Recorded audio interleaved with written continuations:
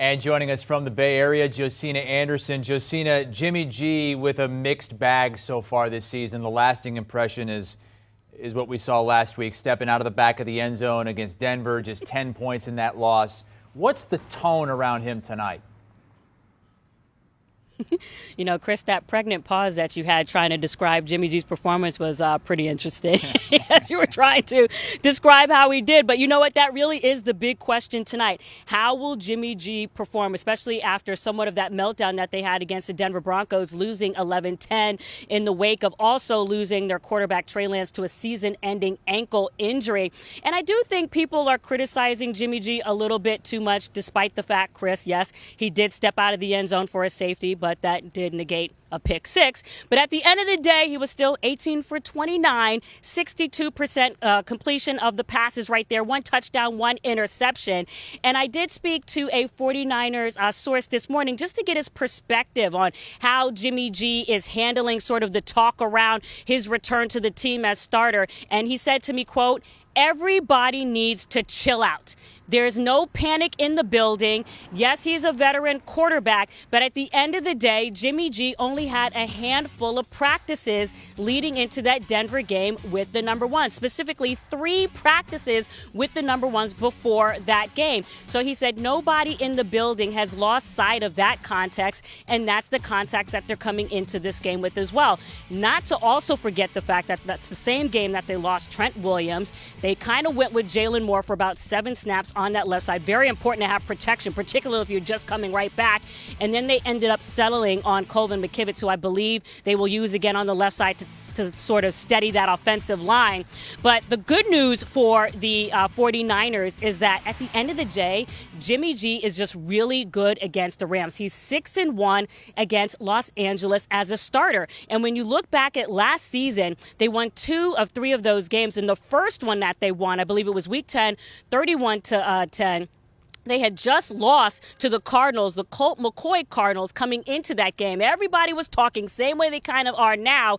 And then they were able to win against a Rams that was 7-2 coming into that game. And then they beat them and went on a 7-2 run for the rest of the way. So that is something that is bolstering not only the team's confidence, but also Jimmy G's confidence coming into this primetime game tonight. Yeah, Jimmy G has had success against the Rams, but Cooper Kupp had a ton of success against San Francisco last season. Over 100 yards receiving in all 3 matchups, 122, 118, and then 142 with a couple of touchdown receptions when it really mattered in the NFC Championship game.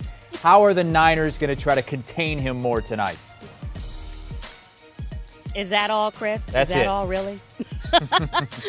But you're right. I think that actually totals up to 382 receiving yards and 3 touchdowns that Cooper Kupp alone had against the 49ers last season. And that's why their defensive coordinator, D'Amico Ryan, said it's basically the Cooper Kupp show, even though the 49ers defense is coming into this game, number 1, with the scoring defense, number 1 with the total defense. But Ryans has been talking about the opportunity this game presents for his 2 corners, in Travarius Ward and also Emmanuel Mosley, to show that they are a top duo in his secondary going up against that type of challenge. And the other thing to keep your eye on is what's happening in their nickel position.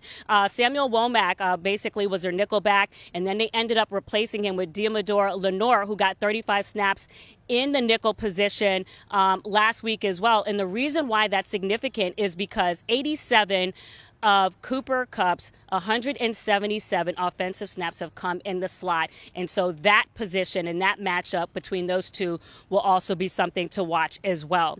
And then as far as just the rest of the defense, something to also keep your eye on. When you're looking at the only team that has beat the Rams so far, it has been the Bills. And did you guys know that the Bills never blitz that the 49ers never blitz Matthew Stafford? I think that's pretty interesting that they were able to have that sort of defensive performance without blitzing.